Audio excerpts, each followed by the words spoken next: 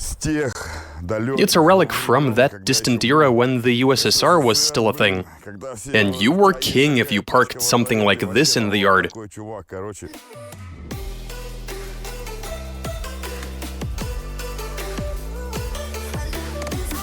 That's the brake, that's your left brake, that's the right brake. Easy on the steering wheel.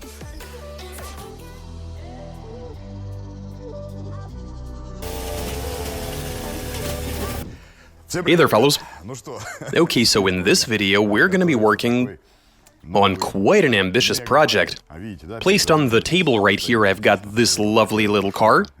It was made a long time ago, when the USSR still existed. Anyway, so I got a hold of this thing, and the idea is quite simple. Here I've got a chainsaw, and it makes 2.7 horsepower. That's almost 3 horses.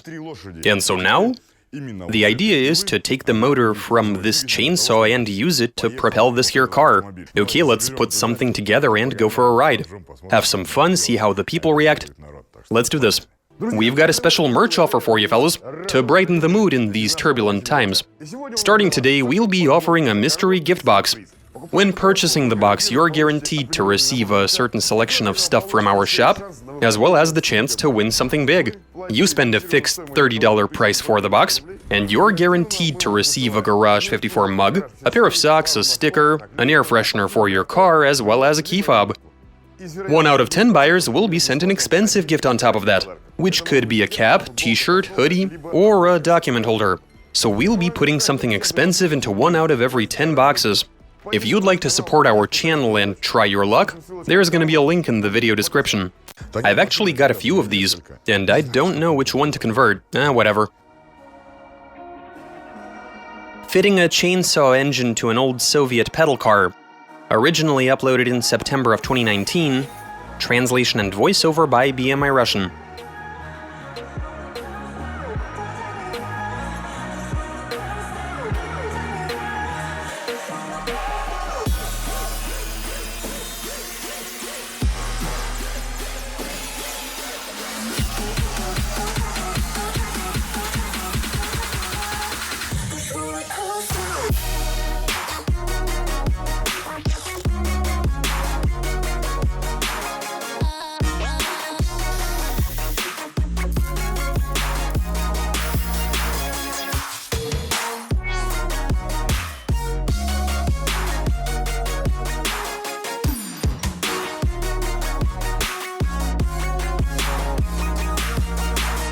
Okay, here's where we're at with this, fellows. I've decided to use this car, which is a slightly different color from the first one. The rocker panels on this one were the least corroded, and stiffness is a consideration. And here we've welded up a frame. So the first thing we need to do is bolt everything to the frame, and after that we carefully place the body onto the frame. The frame itself is almost complete. As for the steering, we need to make as precise a mechanism as we can, but in the meantime, we're looking at some serious play. That is something we definitely do not need. We'll do the alignment after we sort the rear axle, since we do need everything to be on straight, for this to drive okay. And finally, there's the matter of installing the engine. Let's go have a look.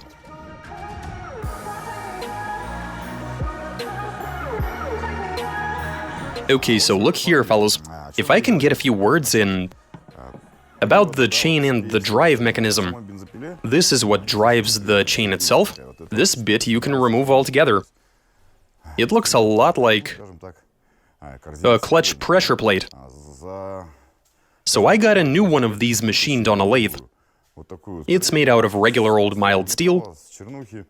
Now the key difference is that this has a mounting surface for the sprocket. So it's sitting there nice and tight. I bought a new bearing, the whole thing goes around. Now we just need to spot weld the new sprocket to fix it in place. Though it does seem to be sitting on there tight, but it's gonna slip if we don't secure it. Now I'm gonna tell you about what the chain is going to spin. I went to a guy with a lathe and had him machine this here shaft. This is our rear axle, which has a welded diff, as you can see.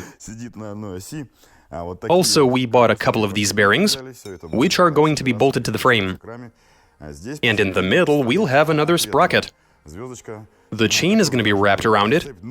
Now, you have to bear in mind that the chainsaw spins really fast. Now, this is as tiny a sprocket as we could put on here. As for its counterpart, well, that has to be of a big diameter. That's to ensure a degree of reduction. That and an increase in torque to ease a bit of stress off the engine. Working out the right diameter is going to be tricky, though. I guess it's all a matter of trial and error. We do need the engine to rev freely, and we do want the car to get up to a good speed, but we also don't want to get killed. Now, I want to go for a ride already, so let's throw it all together and get out there.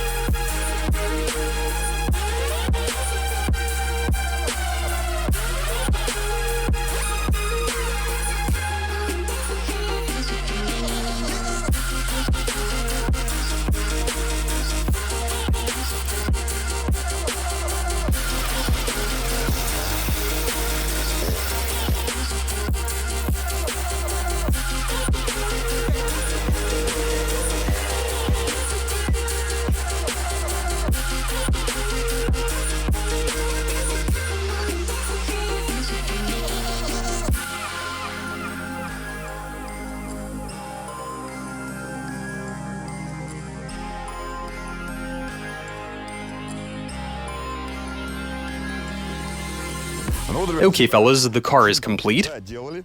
There is a bit of play in certain spots, but the engine is in place, and the thing looks the business. It's a relic from that distant era when the USSR was still a thing. And you were king if you parked something like this in the yard. Anyway, now we're on the test track, and it's all a matter of starting the thing and doing some testing to see how it drives, how it handles. Obviously, the only way to stop is with your feet, and that's because we got only one hand control on this car, and it's for the throttle. So it'll accelerate the car, but it won't slow it down. Who needs brakes anyway? I'm just curious to try this out. The gearing is such that the rear wheels, well, I mean, we don't know the exact speed at which they'll be spinning, but when you lift the car up and give it a bit of gas, they spin like crazy. So yeah, it should be pretty fast. But then there is the matter of weight. What'll happen if I hop on?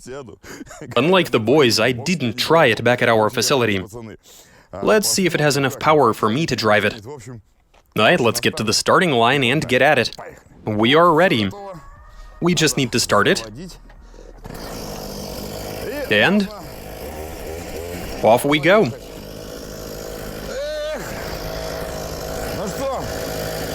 Can it handle my 100-kilogram frame, though?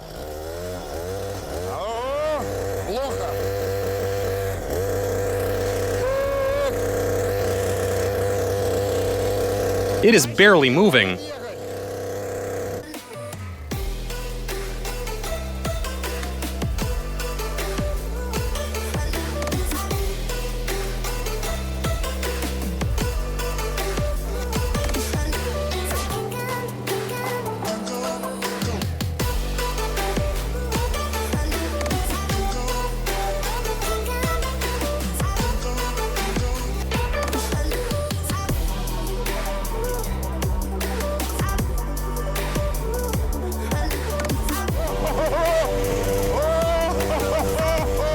Okay, now we're moving.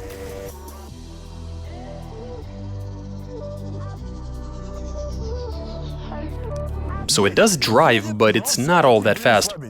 I mean, no surprise with it having to lug 100 kilos around. But I mean, well, I am what I am.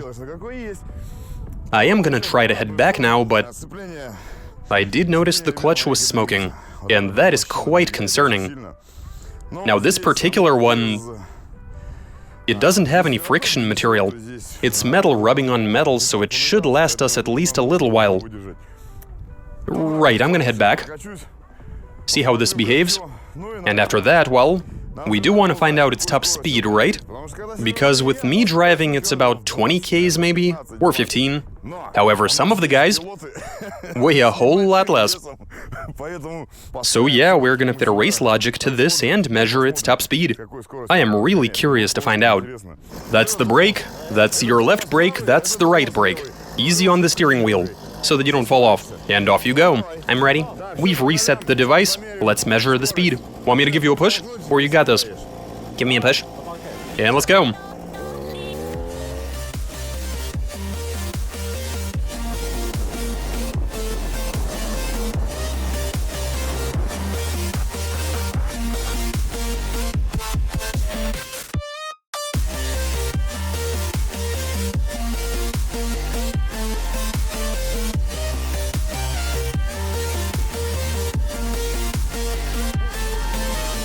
How much was it? 31 Ks? That's kind of weak. We want to see more?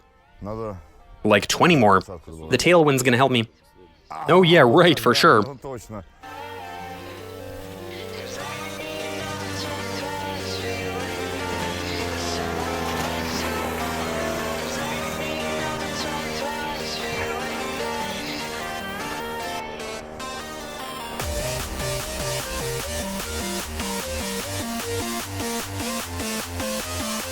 You said he got up to 36.